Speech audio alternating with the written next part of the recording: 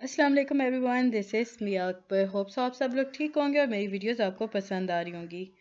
आज ये हम लोग CS621 का वीक 3 कर रहे हैं। मुझे उम्मीद है कि वीक 2 आपको समझ आ चुका होगा। तो चलिए जी अपनी वीडियो करते हैं स्टार्ट। वीक 3 में हमारे पास सबसे इम्पोर्टेंट जो चीज़ आती है वो है शेयर्ड मेमोरी।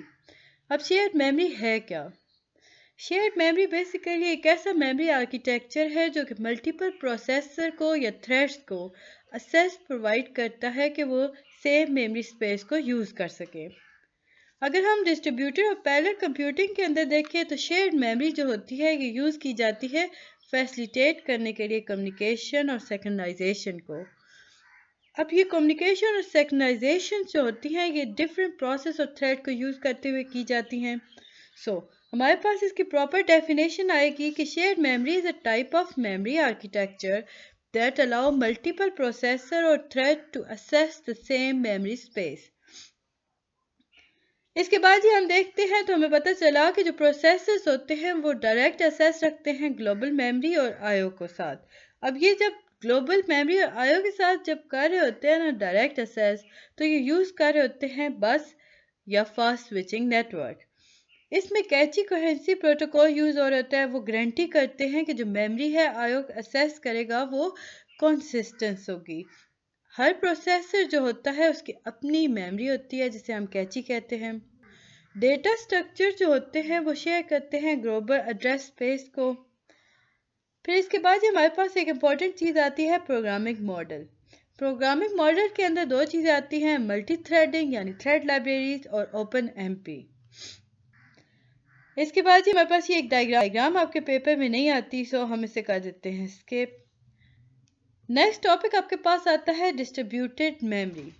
डिस्ट्रीब्यूटेड मेमोरी जो होती है वो रेफर करती है type of parallel computing architecture. अब जब हम यहाँ पे पहुँचते हैं पैरेलल कंप्यूटिंग आर्किटेक्चर के अंदर, तो हमें पता चला कि यहाँ पे जितने भी प्रोसेसर थे उनकी अपनी प्राइवेट मेमोरी थी। वो कम्युनिकेशन करते हैं प्रोसेस के दरमियान, और ये जो कम्युनिकेशन हो रही होती है ना, ये मैसेज पासिंग की वजह से हो रही होती है। अगर इस आर्किटेक्चर को अगर हम देखें तो हमें पता चला कि जो मेमोरी है वो वन प्रोसेसर से डायरेक्टली एक्सेसिबल नहीं हो सकती दूसरे प्रोसेसर तक। इसके लिए कम्युनिकेशन ज़रूरत होती है, और ये कम्युनिकेशन जो हो रही होती है ये मैसेज के थ्रू हो रही होती है। इसमें आप मैसेज सेंड कर रहे होते हो, मैसेज रिसीव कर रहे होते हो। प्रोसेसर जो होते हैं ना इसके अंदर वो डायरेक्ट एक्सेस लोकल मेमोरी को लेके रखते हैं। अब जो प्रोसेसर होता है ये कनेक्ट होता है हाई स्पीड इंटरकनेक्शन के थ्रू, और ये डेटा को ट्रांसपोर्ट कर रहा होता है, एक्सचेंज कर रहा होता है, जो कि आप explicit process to process communication के थ्रू कर रहे होते हो। डायग्राम थी आपकी, डायग्राम हम फिर स्किप कर देते हैं। इंपॉर्टेंट आपके पास आता है Flynn's classification of computer architecture 1966। Michael J Flynn जो थे कंप्यूटर क्लासिफाई किया था on the basis of multiplicity of instruction stream and data structure in computer system. इन्होंने तीन चीज़ों में किया था। फर्स्ट में बताया था, मतलब बेसिक फोर ही थे कि इंस्ट्रक्शन स्ट्रीम, डेटा स्ट्रीम और सिंगल स्ट्रीम और मल्टीपल स्ट्रीम। अब ये जो फोर क्लासिफिकेशन थी ना फ्लाइन की, ये बेस करती थी नंबर ऑफ कॉन्करेंट इंस्ट्रक्शन। अब इसमें उसने चार चीज़ें आर्किटेक्चर्स बताए।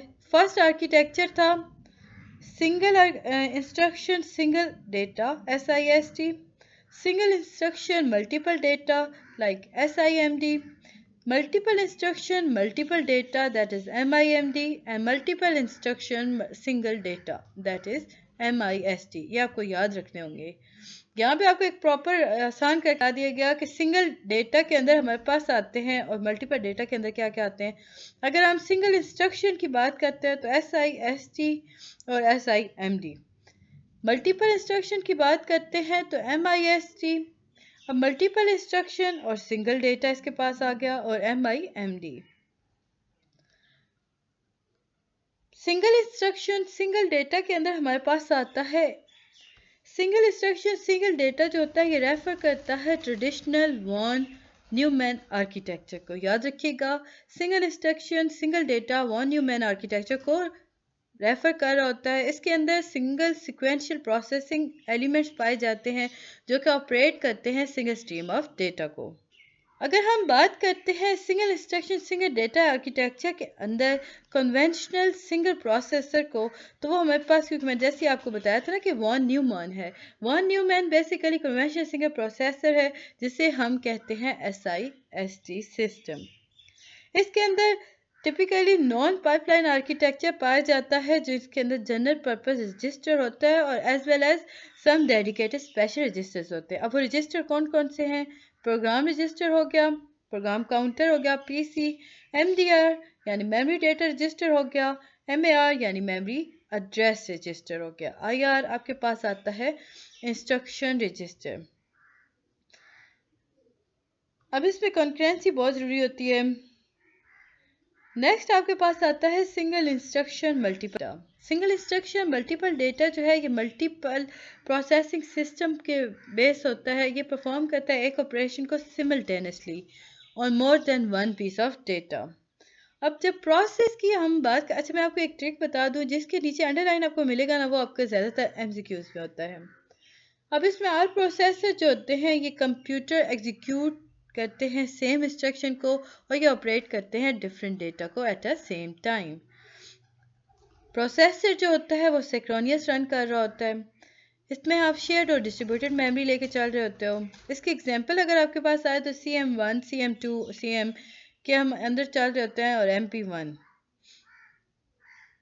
सिंगल इंस्ट्रक्शन मल्टीपल डेटा के अंदर हम दो पार्ट्स कंसिस्ट करते हैं, फ्रंट एंड वी नॉर्म में ऐसे कहती है कि वॉन न्यूमैन कंप्यूटर इसमें और होता है और एक प्रोसेसर एरे होता है जो कनेक्ट होता है बस के साथ। इसके बाद ही हम इसमें इम्पॉर्टेंट चीज़ जो है उस पर बात करेंगे। आगे बढ़ने से पहले काइंडली मेरे चैनल को लाइक और सब्सक्राइब ज़रूर कर दें। वीडियो पसंद आती है तो कमेंट करें।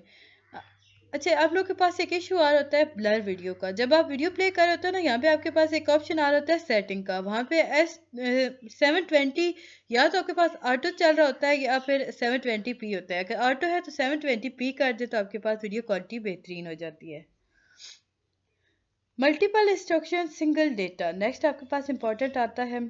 इसमें होता क्या है कि एक पाइपलाइन होती है जिसके अंदर multiple independently executing function unit operate कर रहे होते हैं सिंगल स्ट्रीम ऑफ डेटा के ऊपर, जिसके नतीजे में हम रिजल्ट को फॉरवर्ड करते हैं from one function unit to the next.